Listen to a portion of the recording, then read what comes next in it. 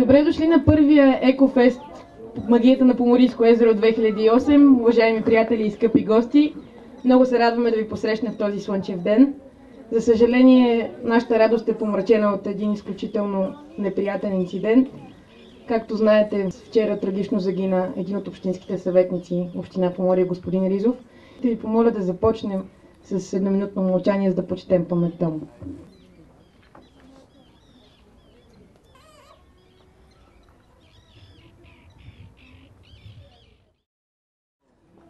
От името на организаторите от Федерация Зелени Балкани искаме да благодарим и на нашите донори и спонсори, които осигуриха нашия фестивал да се състои.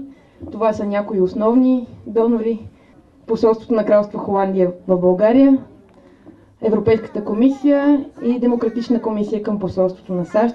Благодарим на всички тях. А сега бих искала да дам думата на Валентина Фиданова, председател на Управителния съвет на Зелени Балкани. Идеята да направим този екофест е да популяризираме езерото като възможна екотуристическа дестинация и да покажем на обществеността, че освен конвенционалния туризъм, който се развива по нашото Черноморие и унищожава природата на България, могат да имат места като Поморие, като Атанасовско езеро, като Вая, като Пода, които са съхранили едно уникално природно богатство, което природно богатство привлича туристи от цял свят. Благодаря на нашите изложители, които уважиха нашия екофест. Това са представители на Делтата на По, парка Делтата на По, Италия, представители на Морския резерват в Констанца, Асоциацията на парковете в България с представители на всички природни паркове, Българската асоциация за алтернативен туризъм, солопроизводители от Поморие, калолечители от Поморие, община Поморие, музея на солта, историческия музей.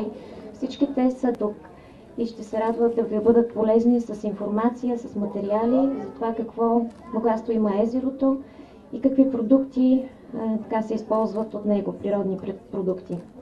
Искам да изкажа своята благодарност на екипа на Световна банка, господин Флориан Фихтел и госпожа Ана Георгиева, които отделиха от времето си да бъдат днес наши гости. Заедно с тях Зелени Балкани изпълнява голям проект на Глобалния екологичен фонд, насочен към устойчиво управление на езерото и опазване на неговото биоразнообразие. И основната цел, за която днес ми направили екофеста, е да ви доставим удоволствие, да ви бъдем полезни с информация и да се забавлявате. Така че приятно забавление!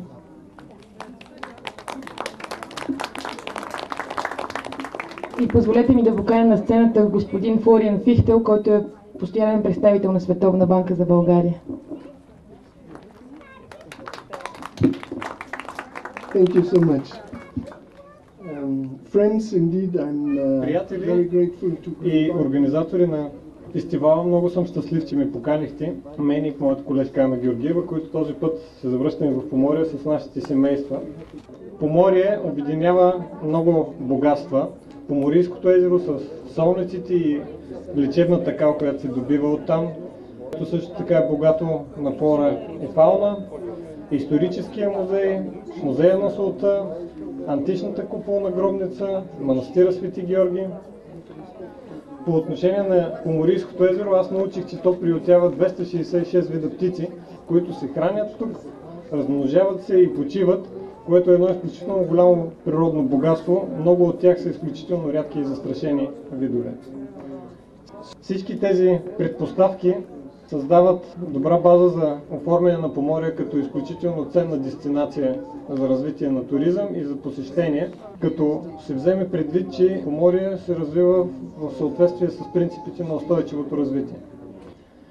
В днешният изключително конкурентен свят това е едно голямо предизвикателство за община Поморие и за местните предприемачи да развият един изключително конкурентоспособен туристически продукт, който да задоволява все по-претенциозните клиенти на туристическите услуги. Всичко това е предпоставка за запазване на това природно богатство не само за настоящото поколение, но и за бъдещите поколения.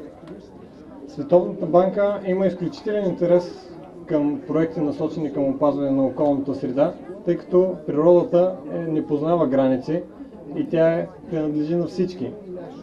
Ако не се грижим за природата сега, ще дойде един ден, когато природата няма да се погрижи за нас.